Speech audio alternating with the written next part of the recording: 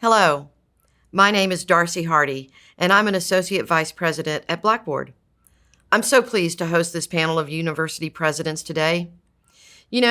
Studies show the global COVID-19 pandemic has disproportionately impacted students with learning and physical disabilities, as well as our underserved populations. In a recent survey, two-thirds of students who self-identified as having a range of disabilities did not feel supported by their universities. We also know not all students are facing the same day-to-day challenges. While some are dealing with increased school stress or unstable internet connections, others are struggling to secure housing or even afford a laptop. The pandemic has both increased and magnified these hardships that are faced by our underserved students. So how have institutions adapted digital learning to meet the needs of these most vulnerable student populations? We're happy to have three university presidents to tell us how their institutions tackled these issues. We have Dr. Roberta Bobby Cordano, who is the president of Gallaudet University. We also have Dr. Ronald Mason Jr., who is president of the University of the District of Columbia, and Dr. Tim Moore, who is president of Indian River State College. So without further ado, let's start with our questions. With the digital divide and other issues around access, what did your campus do to address access challenges during COVID for these most vulnerable students? Dr. Cordano, we'll start with you. Well, first off, I want to thank you so much for the invitation to be a part of this panel today. It's an honor for us to participate in this conversation about the COVID-19 pandemic and its impact on higher education and the learning experience for our students and our community. First, I'd like to challenge just the notion and the use of the word vulnerable as it relates to the question that was just asked. In some ways, we were able to see evidence of how deaf and signing and visual people were able to have certain advantages during the pandemic that others might not. And you may wonder why I say that. We are so used to visual communication and have been using tools over the last 20 years. TVs and computers and cell phones are all part of our visual communication tools. So that experience has helped prepare us for the use of tools like Zoom, for example, and other platforms that are similar. We're well accustomed to using them. And I saw more people who could hear struggling with Zoom communications and trying to figure out where to look and how to adjust the camera and zooming in and zooming out.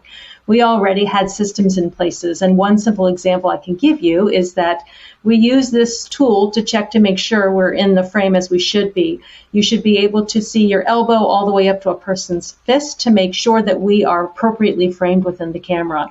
So we have resources and tools that have been available to us that made that switch to the visual world or virtual world very easily done for our faculty, staff, and our students all working together as we began working and learning virtual. We made that switch overnight, as did many other colleges and universities. But I did want to share with you a couple of things that are critical to our experience. First was we had already begun a partnership and working with Apple to set up something called the Gallaudet Connect, using the Apple Connected program. Now, this partnership was the foundation for our being able to provide basic equipment that everyone had needed for our faculty and staff and students. The faculty and students got iPad Pros for the ability to do virtual learning as we did. We wanted to make sure that everyone, first off, had the devices they needed, and then secondly, we wanted to make sure that everyone had access to visual video communications, including Zoom and Blackboard and all the other platforms that allowed for video capability. We had to make sure that those were already preset on the iPad and also other devices that people were using. The next piece of this was just internet access. 70% of our students are Pell eligible. So that means that their families probably don't have internet access that would be adequate for these purposes. And we knew that there'd be a lot of variation in terms of access to digital and internet capabilities, 5G and other kinds of broadband needs for adequate performance. So we provided MiFis to individuals who needed them, and then also in certain circumstances, we made sure that they had cable available to their home. Whatever it took, we made sure that our students had access to digital online technologies. I wanted to add to that another area of our investment was really beyond just technology, and that was investing in our people, our faculty and our students, making sure that they had the skills they need and the knowledge they needed to be effective when we went to this virtual learning platform. And so if you see the way I signed that idea of virtual learning, I signed it in such a way that it shows that it's not face-to-face interaction as you might see on the ground in person. Everything instead went up into the cloud. And so the sign reflects that virtual arena that we were functioning in. A lot of the skills that are now required to be effective in that virtual environment were attained by our faculty taking a summer training. Most all of our faculty participated in a certificate program for online teaching with Blackboard Ultra, just to better advance their skills in using Blackboard. We also had a cohort of faculty who were trained in bilingual multicultural teaching strategies. And then another group of faculty that focused on mental health needs and strategies to support our students in those needs during times as they were instructing in their classes. Now, for our staff, the same approach was used, ensuring that they as well had the adequate technology, training, and resources. Our Gallaudet Technology Services, our technology office we refer to as GTS, they had been very traditional in terms of having standard office hours provided for support between 8 and 4. But they went from that to becoming a 24/7 operation, providing team support as needed. And it was amazing to see that transformation, that transition happen overnight, allowing the community to adapt and be able to continue what they do best even during times of COVID. One of the things we came to understand is there was a high level of support that was needed for the e-learning center, for people to understand how to use Zoom. We had drop-in hours where they provided training on certain equipment. This was just ongoing services that had to be provided to our community. And as president, I couldn't be more proud of how our community adapted so very quickly and were able to sustain what we do best even during the pandemic.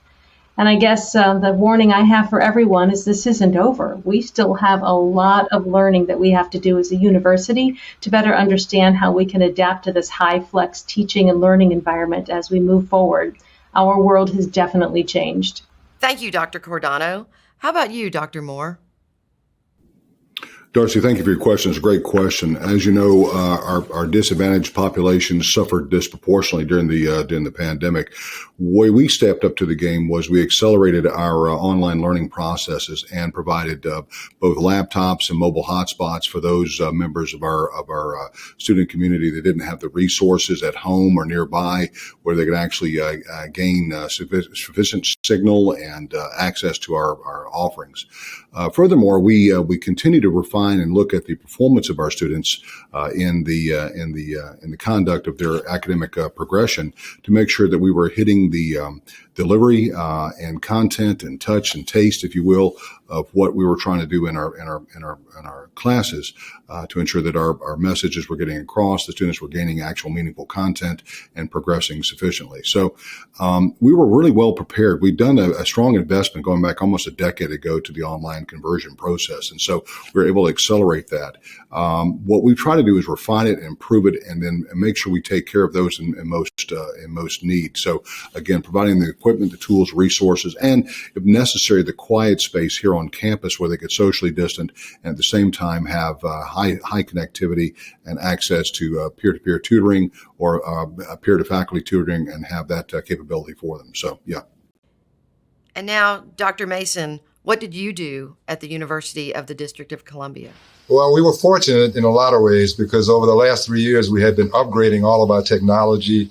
Much of it was in the cloud, and we knew it was reliable. Our faculty had been training on online instructional delivery, and almost 100% were certified to do so even before the pandemic. We have a Center for the Advancement of Learning that does workshops and webinars on how to use the technology, much of which is Blackboard-based. We had planned to give free devices to all of our first-year students even before the pandemic, and so the first-year students didn't have any device issues. And also, we had a loaner program for the rest of the student body if they needed devices. I think the best thing we did, though, was to set up what we call the RISE Center, which is an acronym for our response to the pandemic. And in there, we had individual learning pods with desktops in each of the pods that were available to any student that needed to use our campus facilities in order to overcome device or connectivity issues. Great responses, everyone. Thank you so much. Let's look at our second question. At Blackboard, we believe the future of learning will be personalized, flexible, and based on data that is at the fingertips of academic leaders like yourselves. How does your campus use data to make programmatic and student success decisions? Dr. Moore, we'll start with you this time. Very good question. Again, I want to commend Blackboard for your efforts and what you've done.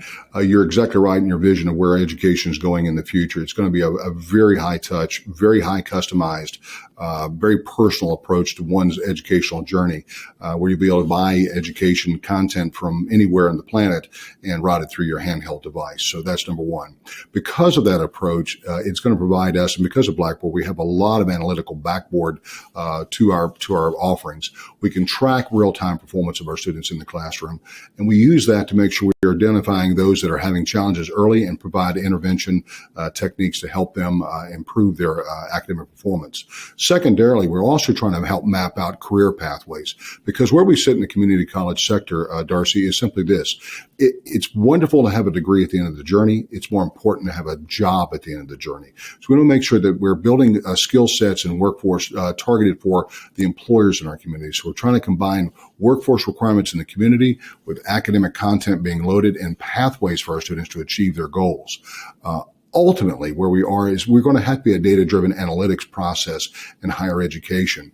It used to be that the pedagogists really controlled the classroom. Now we have to look at it from a holistic standpoint, because we're seeing our compression of our time content with our students, contact with our students. We're also seeing an acceleration of the students in their journey very early on. For example, here in the state of Florida, dual enrollment. Dual enrollment allows us to engage with 14, 15, 16-year-old high school students.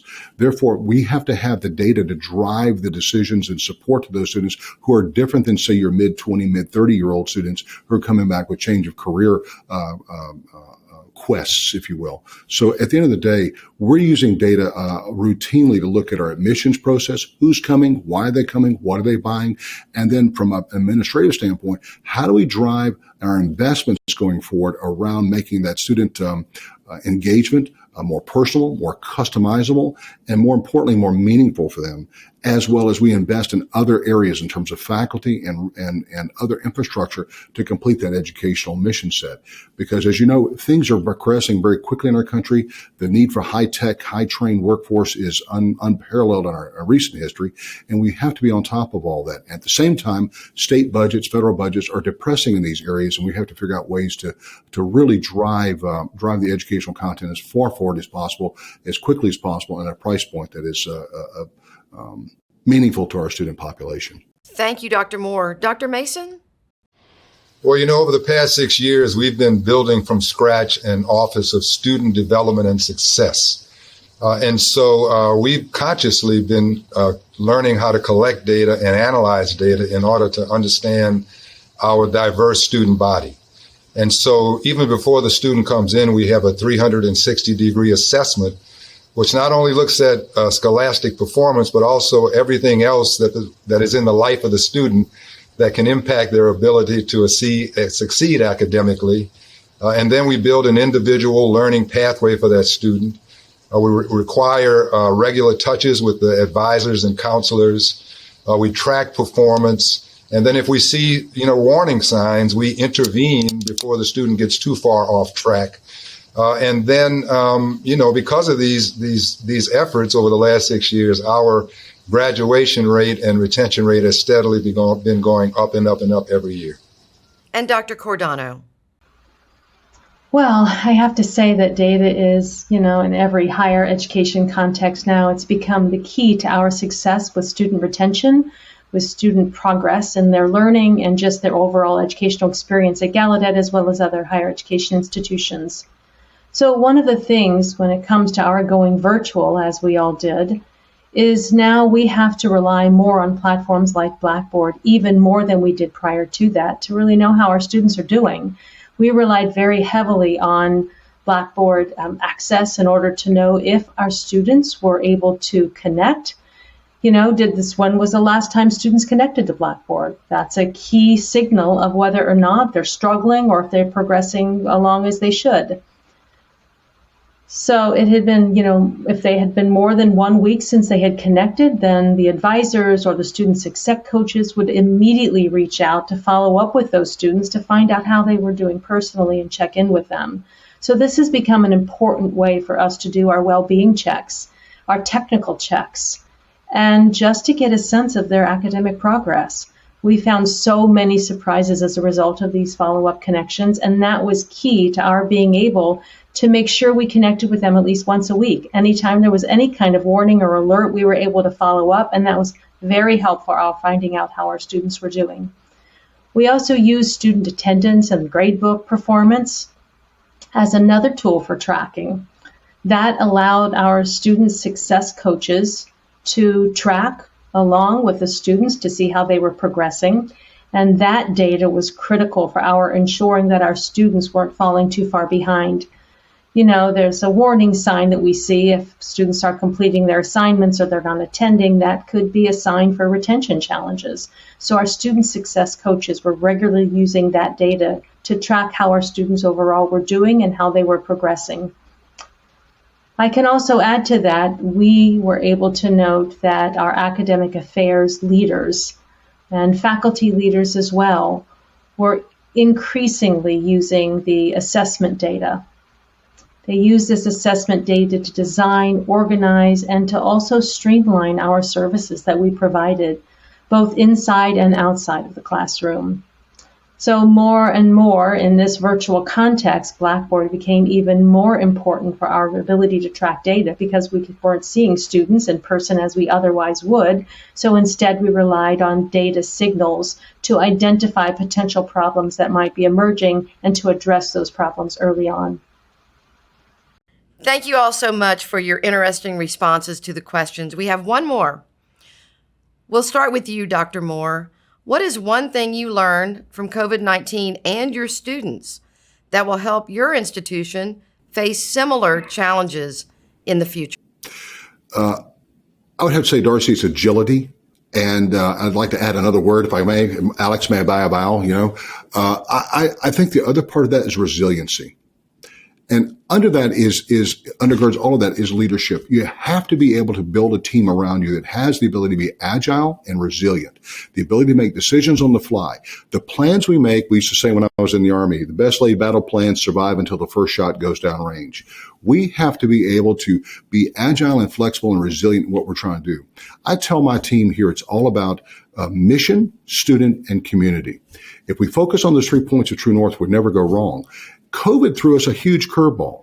And if you'll recall, Darcy, in the run up to the summer of 2020, the prediction was from the experts was that we're going to see this massive infusion of students loading into the community colleges because they're going to deflect away from the universities because of COVID. It didn't happen. In fact, the exact opposite happened. We saw the universities' enrollment stay the same or go slightly up. We saw the community colleges on average go down, sometimes significantly down. And you go, well, why is that? Well, we put a lot of stimulus dollars into the community, we think. And as a result, we kind of depressed the need for education and the opportunities that education affords folks. They were able to survive and preserve their health and their family's health. Now that stimulus is tapering off, now that we're watching the economy begin to resume its normal pace of growth, now we think we're going to see that lag phase of all this talent coming here looking for their next destinational opportunity. I think the key to COVID is this. This is not the first pandemic we as a species have encountered. It will not be the last. We had Ebola in 2014. We had potentially swine flu in the 1970s. We had polio in the 1950s. We have to be resilient to recognizing that microbes and microorganisms are in the world and may affect us, however they came to be.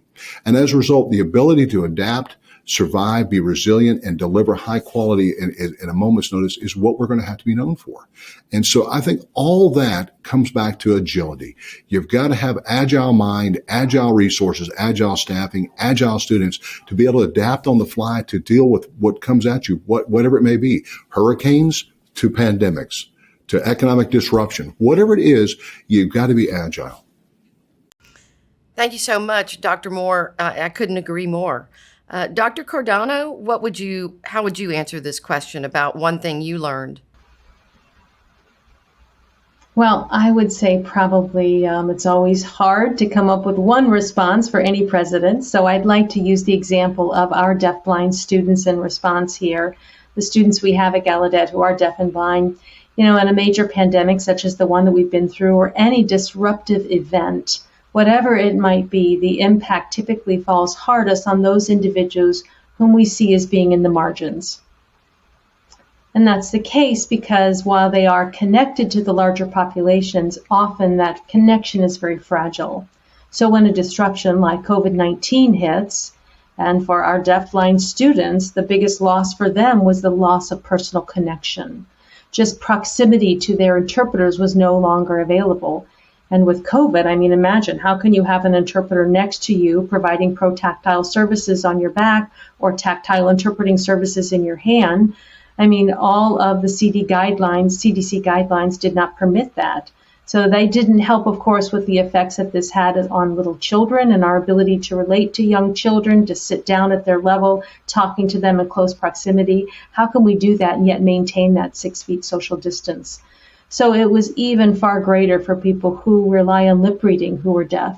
If your signing skills maybe aren't as strong as they would otherwise be, or, as you see, I'm signing right now, a large part of my communication comes on the face. And when you cover part of the face with a mask, you're unable to access that information, and that creates disconnects. And that makes it much more difficult for others. We were on the national news because our own population of deafblind individuals were struggling to get access and to connect. And we recognize really what was so important for us at Gallaudet is that these students are not as much on the margins as they are at Gallaudet as they would be in the larger society. So the connection they had to us on our campus was stronger than often they would find elsewhere. With that, they had a place to be able to express their frustration, to share that they had issues that they hoped would be addressed. So we took their issues very serious, and our obligation as leaders in higher education to really seize upon these experiences, to use them to understand the keys to be successful and adaptations that needed to be made so that everyone could be included, so that everyone was at the center and being spotlighted every day, including those individuals who are typically on the margins. So the experience of using tools like Blackboard and Zoom and all the other apps became available allowed us to stay connected during this time, and that was essential to our success. I can't even begin to explain how our interpreters, our students, our staff, and faculty were so terribly innovative in ways to overcome the limitations imposed on us by COVID and the need for social distancing, and yet to be able to stay safe and still meet the basic needs for human connection and communication needs that our community here have. We also realize the importance of digital literacy. And not only that, but making sure we have the right equipment to be able to connect digitally. Without that, we wouldn't be able to remain connected, and people probably would have gotten lost in the community. And last, I just wanted to point out one of the biggest successes we had during COVID, probably the least expected, was that we were able to hold our very first ever in the history of this country, maybe even in the world, a bilingual debate where our students, our debate team here at Gallaudet, debated George Washington University students. It was a virtual intercollegiate debate with interpreters available visually in American Sign Language and then translating from English to American Sign Language for both teams, providing access. And I am proud to say that Gallaudet won that debate, and it just again showed the confidence that we have whatever we need to master the world around us, to be successful, and even to do more than that. All right, Dr. Mason, we're going to give you the last word. What's the one thing you learned from COVID-19 and your students that will help UDC face similar challenges in the future? Yeah, what we learned was that our strategic plan adopted in 2018, the equity imperative, was absolutely on the right track. Its vision is that our students will reach their highest levels of human potential. And because it turns out that we were very good at online delivery, now we're able to offer them more access to learning through hybrid courses, online courses, and even hyperflex, where we can have students in the classroom and simultaneously broadcast the classroom activity to students who couldn't get to class. We noticed that we learned that our students are very resilient. Their life challenges requires them to be resilient, but they're also very passionate about learning, because for many of them, that is the path to success for them. And they just kept showing up. And now we tell them every day that showing up is half the battle. And then finally, because as my colleague Dr. Moore was saying, it really is about being able to produce talent that employers need.